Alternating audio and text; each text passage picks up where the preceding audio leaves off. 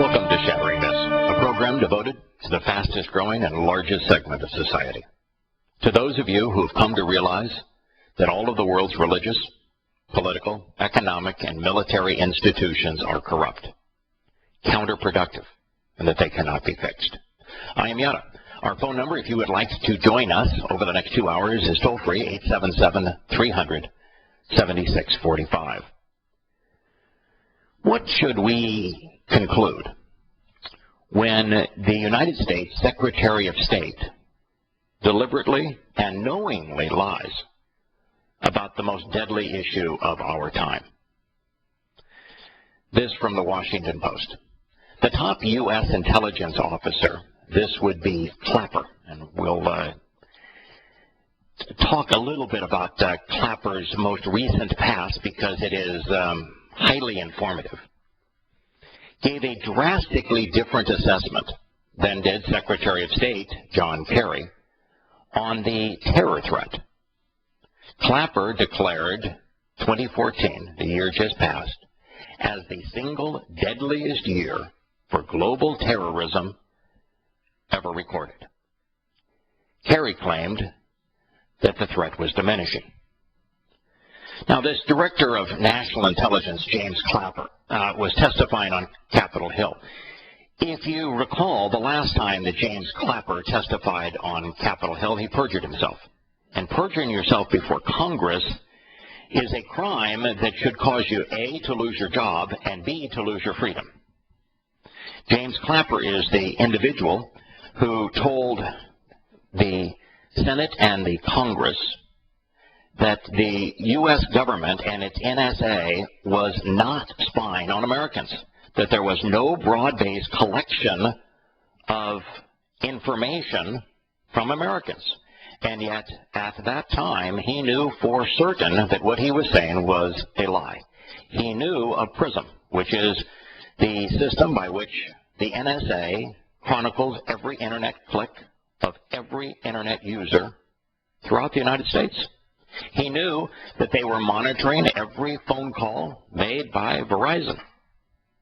He knew that they had direct links into the databases and the communications of everyone who uses Microsoft, who uses Facebook, who uses an Apple product, and who uses Google. And yet, he perjured himself, and he admitted that he perjured himself later when he was caught because Edward Snowden released his findings.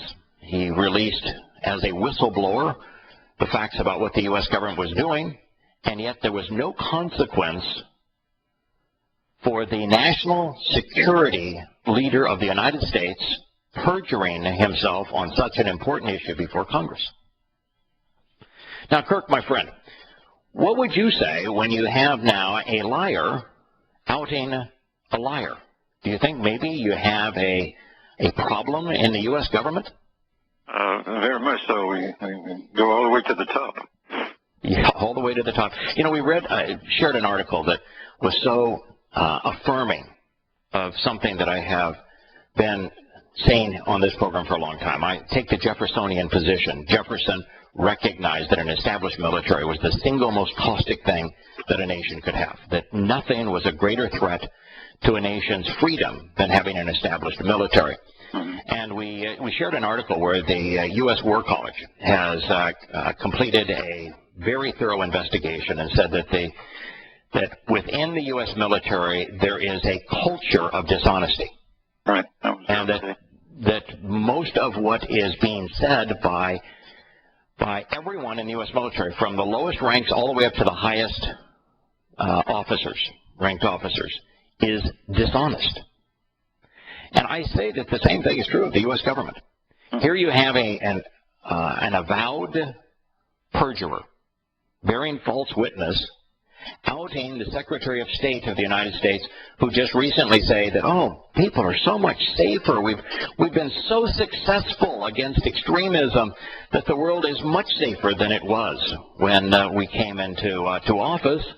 And here's Clapper saying, no, the facts are exactly the opposite, that last year was the single deadliest year in recorded history.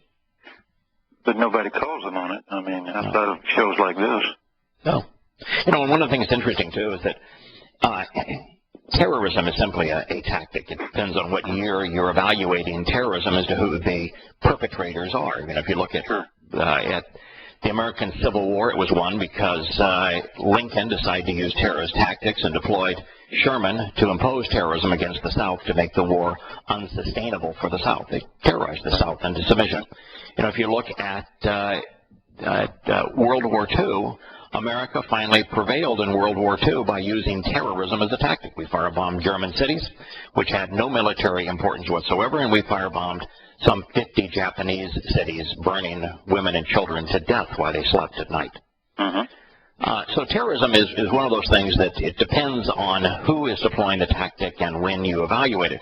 Today, 99.9% of terrorism is perpetrated by a singular entity. And yet this administration will never make the connection between that entity and their absolute monopoly on terror. Why do you think that is?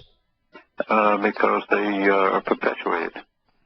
Yeah, they are actually. They're in bed with the same people, so I mean. Yeah, that's right. Yeah, they are. There's an absolute affinity for Islam within this administration. They embrace the darkness. Yes.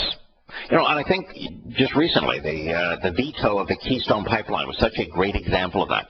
There is absolutely nothing but benefit for the Americas, for the United States of America, to deploy the Keystone Pipeline. You get your oil from Canada, a very friendly nation. You know, there are not many jihadists out to wipe out America, and in Canada. You get your oil from Canada. It's refined in America's excess capacity in Texas. You don't have to fund Islamic terrorism by sending $1 billion a day to Saudi Arabia, Kuwait, and the United Arab Emirates. And yet he vetoed it. Right. Well, you give those Canadians all that money, they'll just come down here and spend it, you know. Yeah.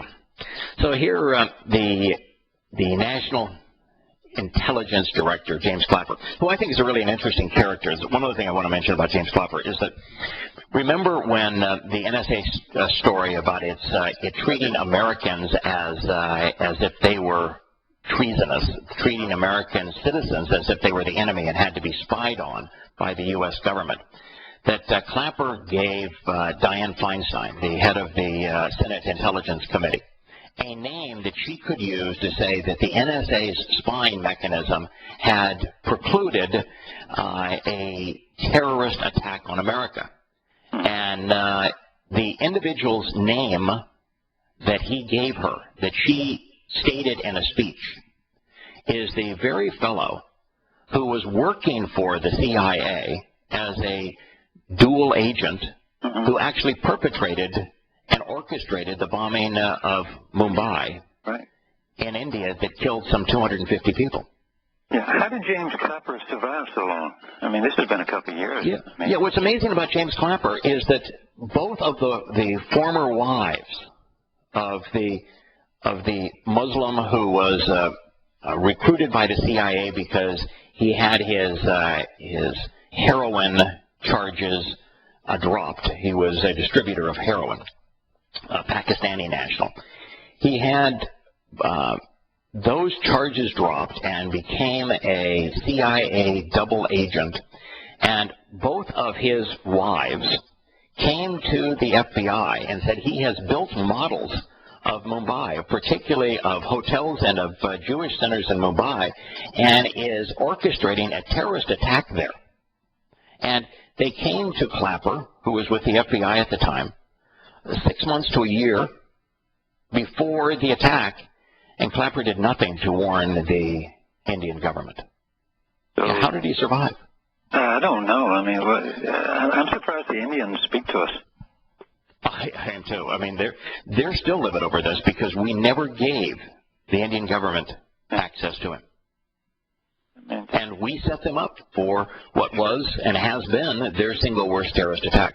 By the way, this last year is not the worst year for terrorism worldwide.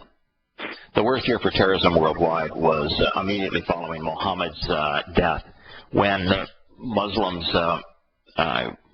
raced out of Arabia's barbarians and plundered most of the known world. The estimates are that some 200 million people were killed at that time. Okay. Yeah, so that was the deadliest year for terrorism. World War II, isn't it? It was worse than World War II. It was the single worst time for terrorism. This is Clapper's commentary. It says, when the final accounting is done, 2014 will have been the most lethal year for global terrorism. Why not just say Islamic terrorism? Is the globe a terrorist? No. So there really isn't anything so-called global terrorism. But today, there's only one form of terrorism that's meaningful. 99.9% of terrorist acts today are perpetrated by fundamentalist Muslims. So why not just call it Islamic terrorism? Makes sense to me. He said that in the 45 years that such data has been compiled, he offered statistics that would appear to challenge other administration officials' claims that the country and world are safer today. The previous day, Kerry testified at a separate hearing. He said, despite ISIL, I'm not aware of an ISIL. Are you aware of an ISIL? No, it's as Obama calls it, the non-Islamic Islamic State. Yeah, it is the Islamic State. It is. You know, if you're going to go bomb somebody, if you're going to go declare war on them, you better understand who they are. And if you don't understand who they are, if you have to make up names for them, if you have to reinvent them so that they become the foe you want them to become, you probably ought not be bombing them. And you don't have any chance of succeeding against them unless you know what motivates them. They are the Islamic State. He said, despite ISIL, despite the visible killings that you see and how horrific they are, we are actually living in a period of less daily threats to Americans and to people in the world than normally. Less deaths, less violent deaths today than through the last century. Of course, there are two lies in that. One is that all of the videos that have been released by the Islamic State allegedly showing the beheadings, especially the most recent one, which was the alleged 21 Christians on a beach in Libya, are a fraud. They were produced on a green screen. They replicated people. They never cut off the heads of any individual in any video that they have released. They're all Photoshop frauds.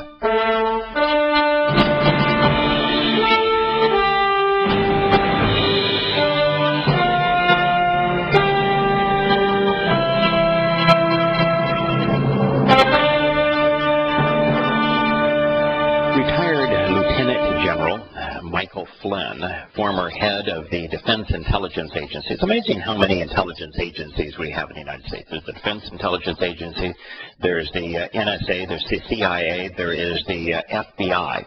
And yet, in all of this, we don't seem to understand much of anything. I mean, we have continually, as Americans, made bad situations worse around the world. Almost everything we have done has been counterproductive. We are incapable of correctly assessing who our enemies are and absolutely ineffective in responding to them. But nonetheless, we are rife with intelligence agencies. This Lieutenant General, a three-star, told Fox News that Kerry is out of touch with reality. He clearly is not listening to the entire U.S. intelligence community. And if you want to be out of touch with reality, listen to the U.S. intelligence community. I mean, they're the ones who will never connect Islam to the terrorism that it perpetrates. They're the ones who engaged in torture, in absolute conflict with human morality and with the U.S. Constitution.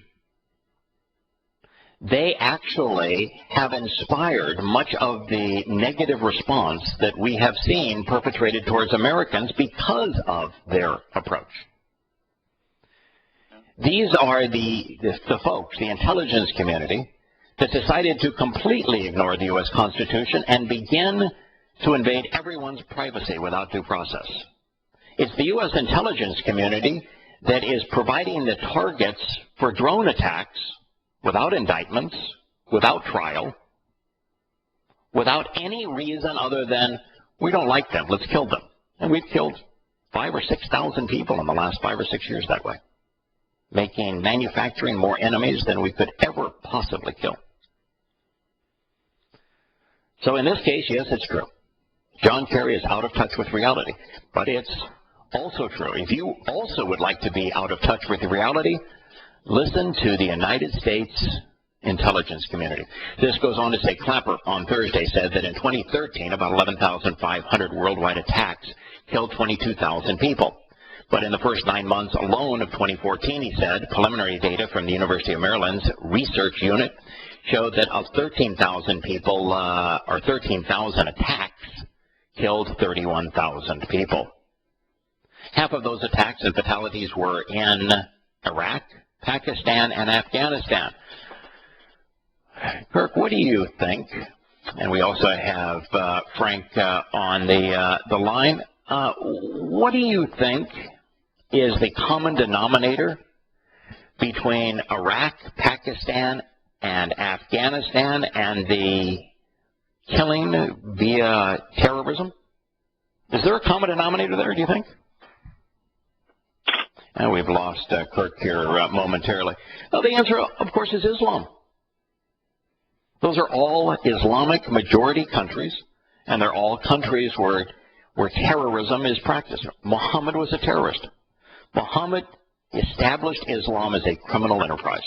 Now, his first official act in the first year of the Islamic era was to rob a Meccan caravan where he butchered, massacred the civilian leaders of that caravan, mutilated their bodies, gloated over it, stole their property, and wrote the 8th surah of the Quran to celebrate his heinous act.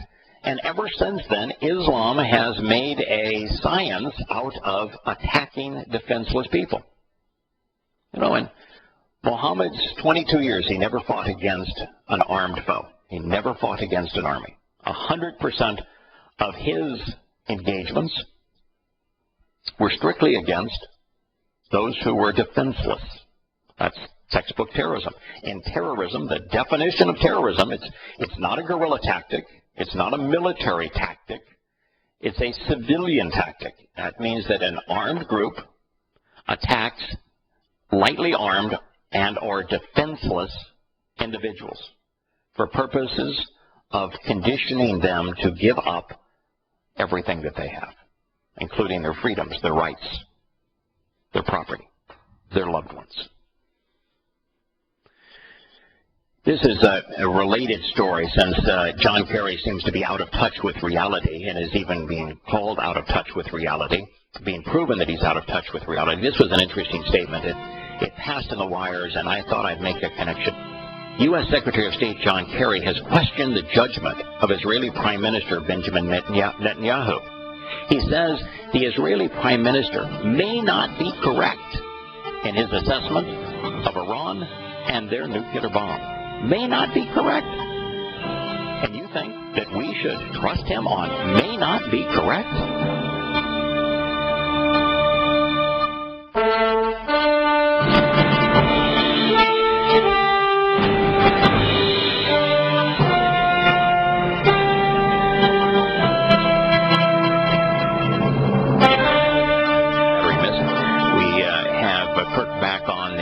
How would you feel, Kurt, if you were the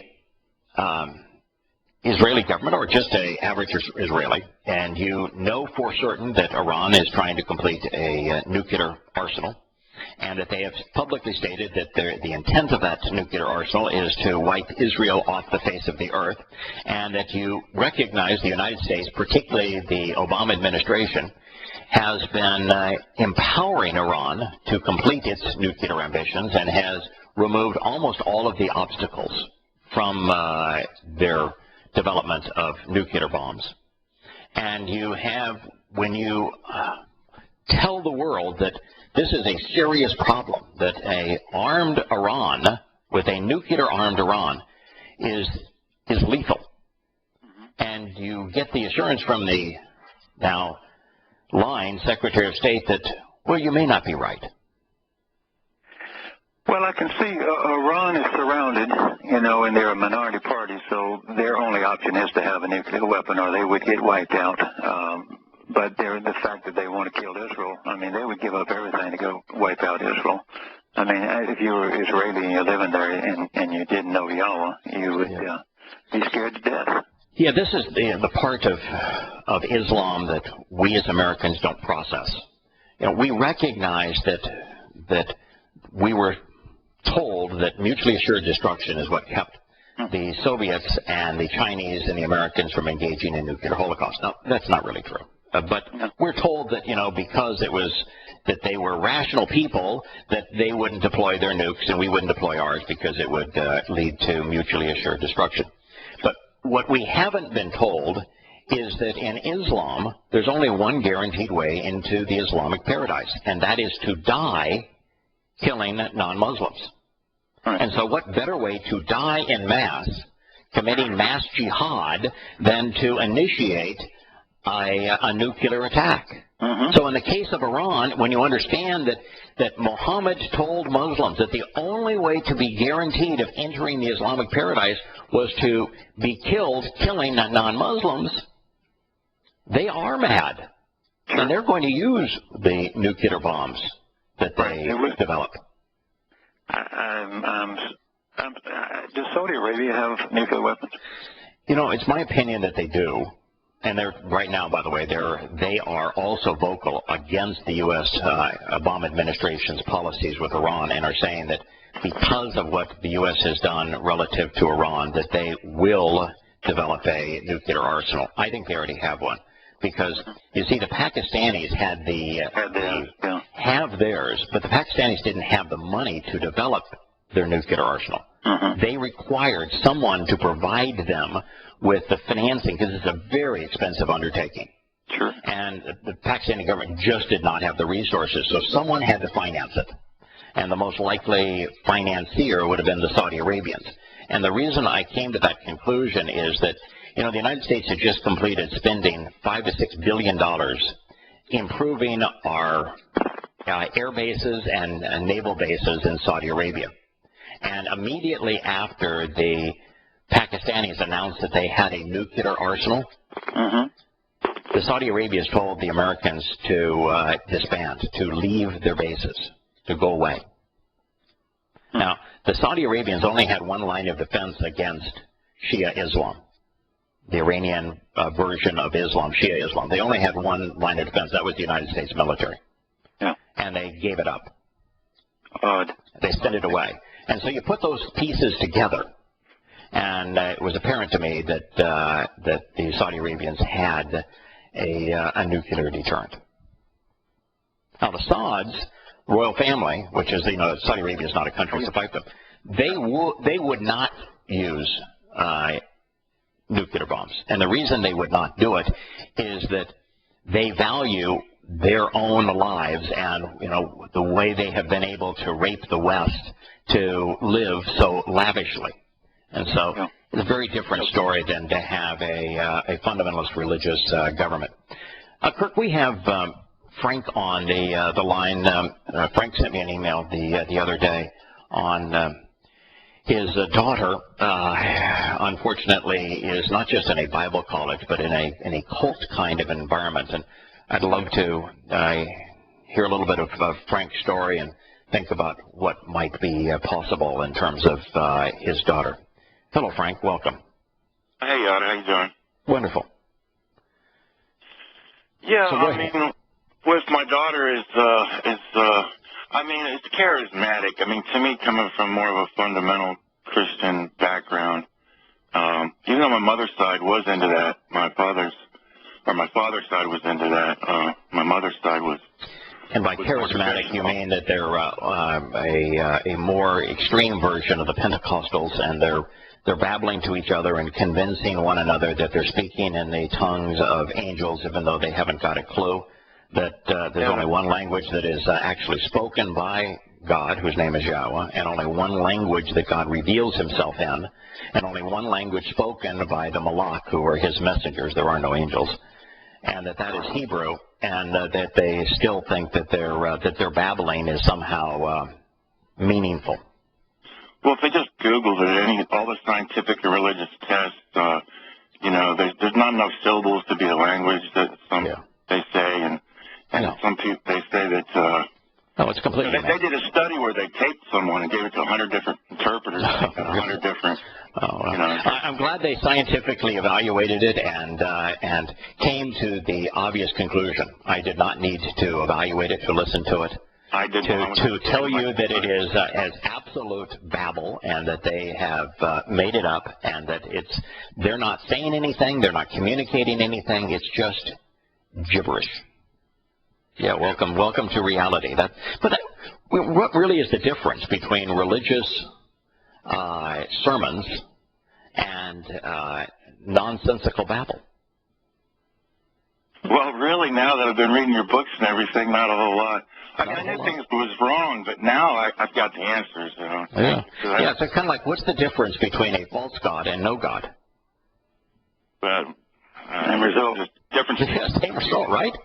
I mean, it's exactly the same result, and the charismatic movement is indeed troubling. And one of the problems with the charismatic movement is they usually have a charismatic leader in each of their subsets, and the charismatic leader is very often engaged in brainwashing is probably a strong term, but certainly strongly indoctrinating those around, so that it becomes like the Mormon. If you approach the Mormon with 2 minutes of rational argument that shows that Mormonism cannot possibly be true, and there's so many arguments that you can bring against, whether it be Mormonism or just Christianity in general, just to prove absolutely and unequivocally that the religion is untrue, they immediately have been conditioned to go into attack mode. They can't process the information, and your daughter may be in that same situation. Well, her mother and I, we've never argued with her. We've just tried to sit and say, hey, let's look at this. We'd, share some things with her. Mm-hmm. And she doesn't talk to either one of us anymore, and right. And her mother says it's like she's under a spell, and she does kind of seem that way. She is under a spell. Kind of frightening. Yeah. The term that Christians apply to the first 4 books of their New Testament, gospel. It's from got and spell. And spell, if you look up the history of the English word, spell is a religious incantation. It is typically demonic in nature, and it is designed to influence someone, usually in a negative way. And so it's the spell of God, and it's the nature of religion. It spellbinds individuals where they relinquish their ability to process information and to think. The reason that she does not want to listen to you anymore is that you are challenging her to think, and those thoughts are counter to her faith, and she doesn't want to deal with that, can't deal with that. But there is hope, by the way. There is the hope is that within each of these religious cults, there are many things that happen that are obviously fraud, that are manipulated for the benefit of the cult leader. And when she witnesses these, she may begin to question that individual's authority, that individual's credibility. And the moment she begins to question, there's hope. Yeah. Well, I don't know, maybe I should mention the guy's name, but he has a regular syndicated television show over the world. Yeah. But his show, he presents himself radically different than he does if he comes to the Bible college or in his longer presentations that are like over an hour long, mm-hmm. that aren't on the show. It's different. They're always healing each other. I don't see why she doesn't notice that. Every time I went there, it was the same group of people. Well, Yeah, the most famous television healer now is Benny Hinn. And he has his dinner and a show. And I've mentioned this before, but a really close associate of Benny Hinn asked him one day, have you ever healed anyone? Has anyone ever been healed by one of your performances? And he said, no, it's all a show. So, and so they'd have to say, why do we constantly have to re-heal one another if we're actually healing them? You know, one of the things they miss is, of course, is that Yahowah, the actual name of the individual that has been misnamed to Jesus, when he was doing physical healing, he was actually annoyed by it. You know, he said, why are you here? You know, what is it that you want? Why is it you want that? And then he would explain, he said, listen, the only reason that I'm doing this, making the lame walk or the blind see, is that if you'll put the pieces together and say, all right, if he can do that to something as mundane and as transient as a physical body, maybe he also has answers that will heal the soul, which is a far more important thing.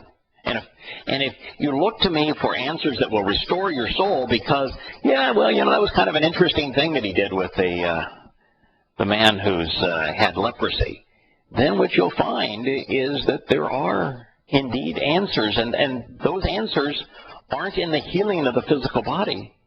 They're in the means to restore the soul. And they miss all of that. Yeah. You know, it's also interesting that if you listen to Yahowah's and Yahush's depictions of false prophets, they almost always show those false prophets associated with signs and wonders, showing off, doing this kind of thing, appearing to do miracles. And Yahowah's not a show-off. When you see that kind of thing, according to Yahowah, in his test of a false prophet, according to Yahushua, you should read immediately, charlatan. But they seem to miss that. We'll be back.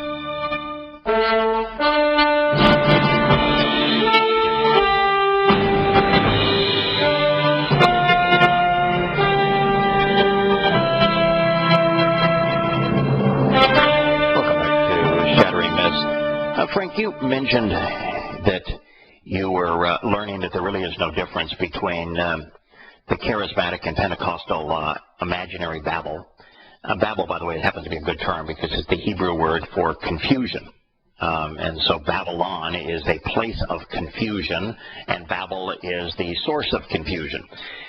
That you would come to realize that there really is no difference between the Babel of the Pentecostals and their speaking in tongues, and the charismatics, and religious jargon, the religious sermons. And you said that you had come to know that by reading the books that I had made available. Which books did you find the most useful in this regard? Because there's 3 principal books, volumes of books really on this subject: questioningpaul.com, introdogod.org, and yadayah.com.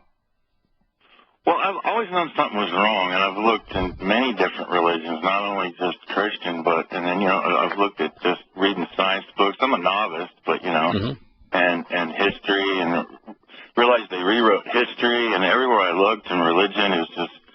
Oh, that's fascinating. So you came to know that religion was wrong by studying science and history and knowing that the religious perceptions of our reality and our past had to be recreated to make the religions appear credible. Like the Christian Jesus bears no resemblance whatsoever to the actual individual. Yeah, and I'd say Yahowah really gives you a lot of great stuff, but so does Introduction to God. So they're both awesome. But I mean, yeah, they're really different. Really hit hard in Yahowah, and the religion too, but what it did was it made everything make sense. Things became seamless. All my questions I've had my entire life were getting answered, and it was just they put it all together, and it's like I finally know God. It's just totally unbelievable. Yeah, he's really a pretty righteous dude. I mean, he's really likable. He's so different than the religious depictions of him. Oh man, he's just a really straight up good guy. God's even humble, approachable, likable. Yeah, not the least bit fearsome. It's just amazing how cool the actual individual is that created the universe. I think that Yahowah has advantages in the sense that it starts at the beginning. It starts with the creation account. It sets the creation account in the context of science. It shows that Yahowah was precisely right in timing and depiction of events, and that it's profound. I mean, when you realize that according to relativity, that the 15 billion year old history of our universe from our perspective, looking back on our planet and our understanding of time, from a perspective of somebody at creation, that their perspective, 6 24-hour days is exactly equivalent to 15 billion years from our perspective. And you realize that that's proven through the cosmic microwave radiation in the background from the Big Bang, and that Yahowah himself uses the term Big Bang. If your jaw doesn't just drop on your chest and you say, whoa.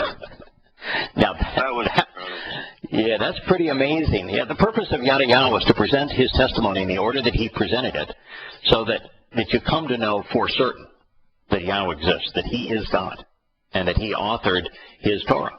And once you do that, once you allow him to establish who he is, prove that he exists, prove that he inspired the words that you're considering, then there's a real thirst to know what he had to say. Kirk, I think the same thing was true for you and Terry. It's just, you go into it and it says, And then as you read it, didn't Kirk, you have the same experience that Frank had, that all of the questions were answered and finally everything makes sense? Yeah, we talked about it a little bit yesterday. This I knew, but all of a sudden, wow, that puts that out of. Is it any way that Frank could find out what it is that's grabbed her so much about Christianity, and then kind of write her a little debate, on those things? So I mean, like if she's in love with the Trinity or the this or the that, I'm just. Yeah, there are so many triggers. What Frank is, or what Kirk is talking about here, Frank, is that almost all of us began to question Christianity based upon some triggering mechanism. For me, it was the Hebrew word asher, which means to be associated or to relate. And I read a prophecy that was talking about when he commits sin, I will not spare the rod. It's in 2 Samuel. And I said, wait a minute, but if he sinned, then he couldn't have been perfect, therefore he could not have been the Passover lamb, therefore all of Christianity is wrong. So this word had to be mistranslated, or the prophecy was errant. And that triggered my search. For all of us, there's something that can trigger the search. The Babylonian nature of the Trinity. The fact that an immortal God can't die, so he could not have died for your sins. The fact that no one recognized him when they claimed that he was bodily resurrected. Lots of reasons we need to find a trigger.